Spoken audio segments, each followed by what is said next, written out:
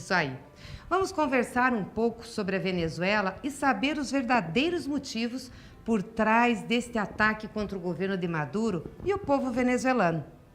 O que de fato se esconde atrás dos ataques e da defesa de uma intervenção sobre a Venezuela?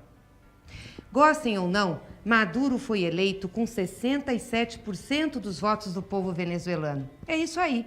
E lá o voto é facultativo, ou seja, participa quem quer.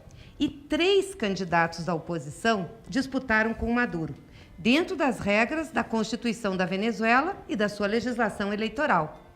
Aliás, você sabia que uma comissão externa, independente, acompanhou e atestou a validade das eleições na Venezuela? Isso mesmo. Um dos membros dessa comissão era o ex-presidente da Espanha, José Luiz Zapatero. Zapatero é insuspeito, não é um homem de esquerda.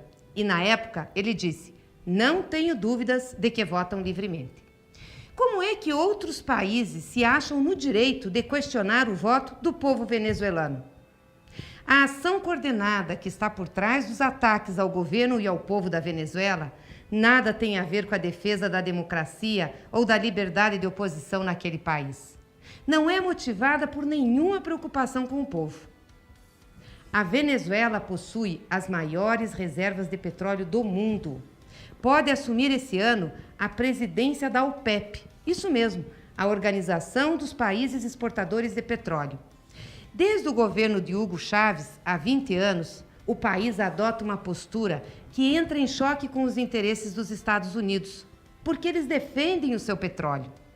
No passado, nós já vimos como os Estados Unidos reagem a esse tipo de postura. Vocês lembram do caso do Iraque? É um exemplo. Em nome de defender os direitos do povo e instalar a democracia, os Estados Unidos invadiram o Iraque. Mais de 250 mil pessoas morreram e cidades foram totalmente destruídas. O rastro que ficou foi de fome, miséria e destruição. E agora, como estão? Tem democracia? O povo está bem? Os problemas acabaram? Ninguém mais fala do Iraque, mas os Estados Unidos estão lá, bem posicionados para o petróleo do Oriente Médio. Desestabilizar a Venezuela é a próxima meta. Trump e Bolsonaro são aliados nessa investida. Falam até em intervenção militar. Guerra, né, pessoal? Quem em sã consciência acha mesmo que a preocupação é com o povo? Se fosse isso, por que não estão falando da fome no Iêmen? Por que hostilizam os migrantes? Será que foi a mesma preocupação com os direitos humanos que fez Trump enjaular as crianças como animais? A nossa Constituição, a Constituição brasileira e a tradição diplomática no Brasil se baseia no diálogo, nas soluções pacíficas e na não intervenção.